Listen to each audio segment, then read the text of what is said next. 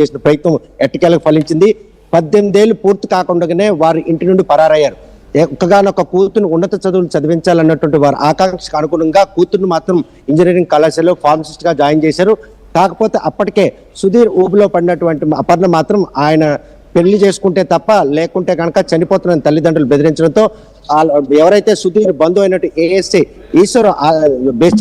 ఈశ్వరని సహకరించి వాళ్ళు మాత్రం ఈ రోజు దానికి సంబంధించి అంటే ఆమదాల వలసలో ఏఎస్ఐగా పనిచేస్తున్నట్టు శంకర్రావు తన సుధీర్కి బంధువు ఆయన సహకారంతో ఈ రోజు మాత్రం పాలకొండ సబ్ రిజిస్టర్ ఆఫీసులో రిజిస్టర్ మ్యారేజ్ చేసుకోవడం జరిగింది. అనంతరం మాత్రం కూతురు కాపురం చక్కదిద్దించుకు తల్లిదండ్రులు మాత్రం వెనకడిగేసి కూతురు మాత్రం ఇంటికి తెచ్చి ఘనంగా రిసెప్షన్ చేశారు.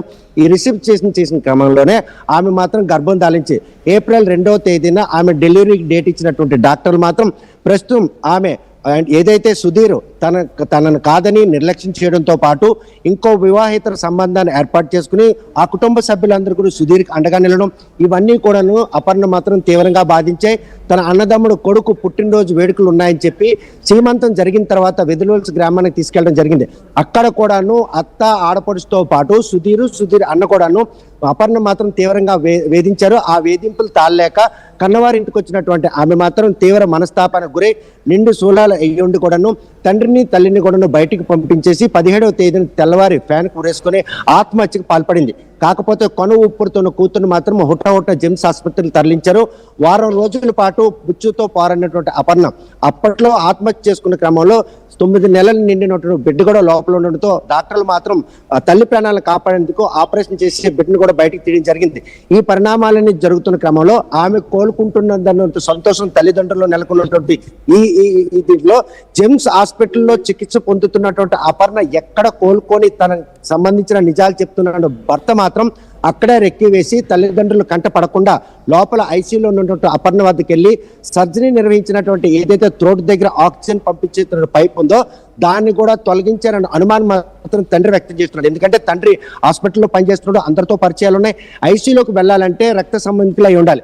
అప్పటికే 17వ తేదీన ఆత్మహత్య చేసుకున్న భార్య ఎలా ఉందని యోగక్షేమాలు కూడా అడగినటువంటి సుధీర్ ఆసుపత్రిలో అంటే 25వ తేదీన ఎందుకు వచ్చాడు, అక్కడికి వచ్చిన క్రమంలో తనతో పాటు తన తల్లిని కూడా తీసుకుని వచ్చాడు. అపర్ణ ఆరోగ్య పరిస్థితి తెలుసుకోవడానికి కూడా సుముఖత తెలియజేయన భర్త అపర్ణ చూసేందుకు వచ్చాడంటే మాత్రం అపర్ణ తల్లిదండ్రులు మాత్రం నమ్మే పరిస్థితి లేదు.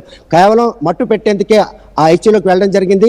తన కొద్దిసేపటి కింద కూతురుతో మాట్లాడాను, ఆమె కోసం ఏదైనా మెడికల్ తెద్దామని బయటికి వెళ్ళి వచ్చే లోపలే ఆమె మాత్రం కొను విడిచిపెట్టడం, అప్పట్లో అంతకు 2 నిమిషాల ముందే సుధీర్ బయటికి వెళ్ళడం, ఈ పరిణామాలన్నీ కూడా తండ్రికి మాత్రం పలు అనుమానాలు వ్యక్తం చేస్తే హాస్పిటల్లో ఐసీయూలో ఉన్నటువంటి అపర్ణని ఆయన కలిసేందుకు ఎవరు దోహదపడ్డారు, సుధీర్కి ఎవరైనా ఆసుపత్రుల్లో ఎవరైనా కూడా తెలిసిన వారు ఉన్నారా, వాళ్ళ తల్లిదండ్రులు లేని సమయంలో వారికి సమాచారం ఇచ్చారా, ఆ సమాచారాన్ని ఆసరా తీసుకొని తల్లిదండ్రులు లేకపోవడంతో ఐసీయూలోకి వెళ్ళారా, ఈ పరిణామాలన్నీ కూడా పలు అనుమానాలు దారితీస్తున్నాయి.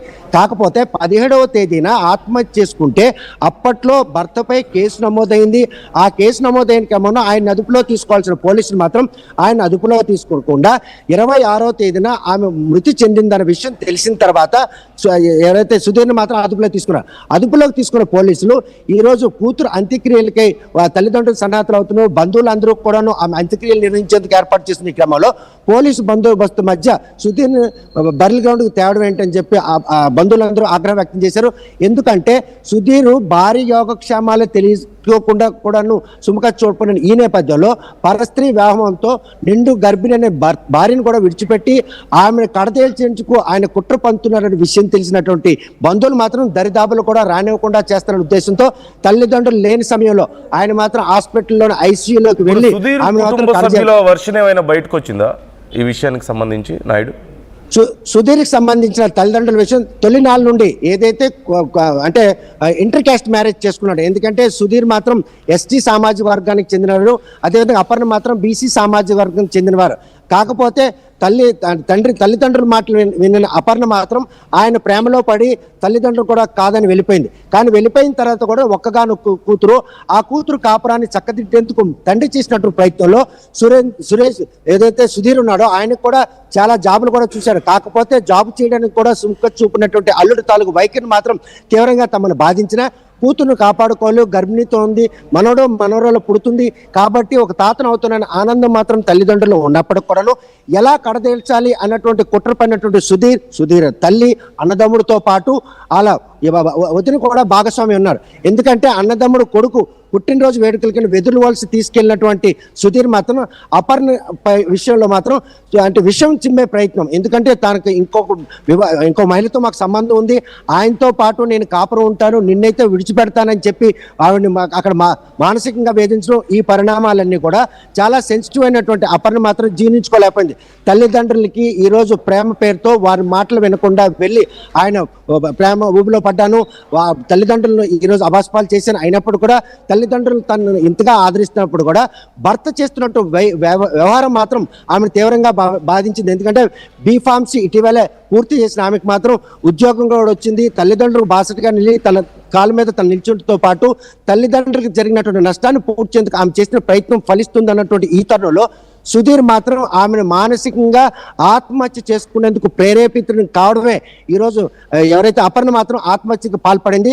17వ తేదీన ఆత్మహత్య చేసుకున్న విషయం తెలిసి కూడాను అల్లుడికి ఫోన్ చేసి తండ్రి చెప్పినా కూడా తాను బయట ఉన్నాను, నాకేం సంబంధం లేదని పొంతం లేని సమాధానం చెప్పడం అయినప్పుడు కూడా కూతురు ప్రాణాలతో దక్కించుకునేందుకు తల్లిదండ్రులు చేసిన ప్రయత్నంలో వైద్యులు మాత్రం ఇంచినాడు చికిత్స దోహదపడింది, కోలుకుంటుంది, మాతో మాట్లాడుతుంది అన్నటువంటి ఆనందాన్ని మాత్రం అనర్థ కాలంలోనే సుధీర్ మాత్రం వ్యూహాత్మకంగా జెమ్స్ ఆసుపత్రి ఐసీయూలో చికిత్స పొందుతున్నట్టు అపర్ణను అంతం చేసేందుకు చేసినటువంటి పన్నాగం మాత్రం ఫలించింది. మృతి చెందారని తెలిసిన తర్వాత పోలీసులు మాత్రం ఆ కేసును పరిగణనలు తీసుకొని సుధీర్ని అదుపులోకి తీసుకొని ఎవరైతే ఆమెను ఆత్మహత్యకు ప్రేరేపితులు చేశారో ఆయన బర్లీ గ్రౌండ్కి ఎందుకు తేవాలి, తెచ్చి ఆ కుటుంబ సభ్యులకి ఎందుకు ఆగ్రహవేశాలు తెప్పించాలి? పోలీసుల వైఖరి మాత్రం ఇందులో మాత్రం స్పష్టంగా కనిపిస్తుంది. నిర్లక్ష్య వైఖరి కారణంగానే అదే కనుక ఆమె ఆత్మహత్య చేసుకో ముందే వారు మాత్రం కేసు పెట్టడం జరిగింది. సుధీర్ తాలూకు వైఖరి బాగలేదు, తన కూతురుపై మాత్రం వేధింపులు పాల్పడిన తల్లిదండ్రులు పెట్టినటువంటి ఫిర్యాదును కనుక పరిగణలో తీసుకుని సుధీర్ని అదుపులో తీసుకుని ఉంటే ఈ రోజు అపర్ణ బతుకుండేది, వాళ్ళకు ఒక పండంటి బిడ్డ కూడా జన్మించుండేది. పోలీసుల వైఖరి కారణంగానే ఈ రోజు మాత్రం అపర్ణ ఆత్మహత్యకు ప్రేరేపించబడ్డం, ఆత్మహత్య చేసుకున్న అనంతరం ఈ రోజు ఆమె హాస్పిటల్లో కోలుకుంటుందన్న విషయం తెలిసినటువంటి సుధీర్ మాత్రం ఐసీయూలోకి వెళ్ళి ఆమెను మాత్రం ఆత్మహత్య చేసినట్టు పన్నాగం ఫలించడం, ఈ పరిణామాలన్నీ కూడా అపర్ణ కుటుంబ సభ్యులను బంధువులను బాధిస్తున్న క్రమంలో ఆమె అంత్యక్రియల కార్యక్రమానికి పోలీసు బందోబస్తు మధ్య సుధీర్ ఎందుకు తేవాలి అని మాత్రం పోలీసులపై కూడాను అపర్ణ తల్లిదండ్రులు ఆగ్రహం వ్యక్తం చేశారు. ఈ పరిణామాలన్నీ చూస్తుంటే పోలీసులు లోతుగా దర్యాప్తు నిర్వహించాలి.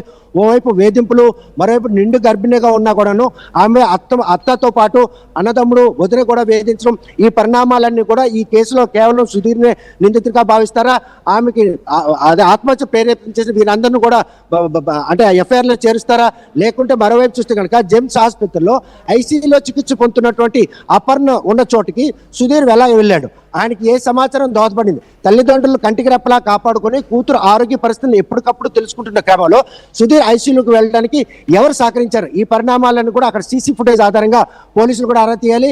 ఇది మాత్రం తన అల్లుడు కూతుర్ని హతమార్చేందుకు చేసినట్టు పన్నాగంలో భాగంగానే ఓవైపు ఆత్మహత్యకు ప్రేరేపితం కావడం, మరోవైపు చికిత్స పొందుతూ కోలుకుంటున్న కూతురు యోగక్షేమాలు తెలుసుకున్నటువంటి ప్రయత్నంలో సుధీర్ ఐసీయూలో ప్రవేశించారు. ఈ పరిణామాలన్నీ కూడాను ఈ రోజు మా తల్లిదండ్రులు తీవ్రంగా బాధిస్తే పోలీసు ఆలస్యంగానైనా ఆయన అదుపులో తీసుకున్నారు కాబట్టి నిజాలు మాత్రం వెలిగి చూపాలి.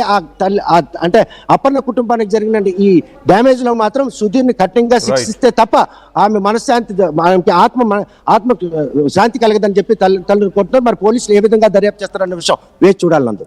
Right, thank you Satyanaidu, thanks for the details. మొత్తం మీద మనం ఈ మధ్య జగిత్యాల్లో ఒక ఘటన చూసాం, ఒక యూట్యూబర్ వైష్ణవి ఇలాంటి ఘటనే. అక్కడ కూడా భర్తే చాలా దారుణంగా ఆ యువతి ప్రాణాలు తీశాడు. ముందుగా అనస్థీషియా ఒక మత్తు ఇంజెక్షన్ ఇచ్చి ఆ తర్వాత గొంతు నులిమి దారుణంగా ఆ యువతిని కత్తితో పొడిచి ప్రాణాలు తీశాడు. ఆ యువతి కూడా 4 నెలల ప్రెగ్నెంట్. అక్కడ డబ్బుల కోసం చేస్తే ఇక్కడ వివాహేతర సంబంధంతో ఇక్కడ ఈ యువతి ప్రాణాలు బలవన్ మరణానికి పాల్పడి హాస్పిటల్లో ఉంటే వెళ్ళి ఆక్సిజన్ పైప్ లాగేసి ఆ యువతి ప్రాణాలు తీశాడు. 2 చోట్ల కామన్ పాయింట్ ఏంటంటే అక్కడ డబ్బులు, ఇక్కడ వివాహేతర సంబంధమే కారణం అయినప్పటికీ కొడుకు ఇలా ఇంత మూర్ఖంగా బిహేవ్ చేస్తుంటే, కొడుకు ఇంత దారుణంగా తప్పు చేస్తుంటే తల్లిదండ్రులు ఆపాల్సింది పోయి ఆ తల్లిదండ్రులు కూడా ఆ యువతిని చిత్రహింసలు పెట్టినట్లుగా తెలుస్తుంది. కొడుకుకి సపోర్ట్గా ఉన్నట్లుగా తెలుస్తుంది. వాళ్ళే ఇన్ఫ్యాక్ట్ అతన్ని ఇంకా ఎంకరేజ్ చేశారంటూ తెలుస్తుంది. ఇంతకంటే దారుణమా? ఒకసారి మీ అభిప్రాయాలు ఎలా ఉన్నాయనేది కూడా మాతో కామెంట్ చేసే ప్రయత్నం చేయండి. మీ అభిప్రాయాలు మాతో షేర్ చేసుకోండి. ఇంకెంతమంది ఇలా బలవ్వాలి? ఈ యువతి అక్కడ, ఆ యువతి ఇక్కడ యువతి ఇద్దరు కూడా చాలా చిన్న వయసు, 20 ఏళ్ళు కూడా సరిగా లేని వయసు. ఇక్కడ ఈ యువతికి 18 ఏళ్ళు దాటిన వెంటనే అప్పటికే ప్రేమ పేరుతో ఆ యువతిని మోసం చేసి, ఒక మైనర్ బాలికని జస్ట్ 18 ఇయర్స్ టర్న్ అవుతున్న సమయంలోనే వెళ్ళి పెళ్లి చేసుకొని, ఇంట్లో వాళ్ళు ఒప్పుకోకపోతే బయటికి వెళ్ళి రిజిస్టర్ మ్యారేజ్ చేసుకున్నారు. ఈలోగా ప్రెగ్నెన్సీ. అక్కడ ఇక్కడ సిమిలర్, 2 చోట్ల పెళ్ళి ఇష్టం లేదని చెప్పేసి అబ్బాయి ఇంట్లో చెప్పడం, అమ్మాయి తల్లిదండ్రులు ఏమో సరే పెళ్ళి ఎలాగో అయింది కదా అని చెప్పేసి ఆ అబ్బాయిని దగ్గరికి తీసుకోవడం, ఆ యువతులు ప్రెగ్నెంట్ అవ్వడం, చివరికి ఆ ఇద్దరు యువతుల్ని అక్కడ ఇక్కడ భర్తలే దారుణంగా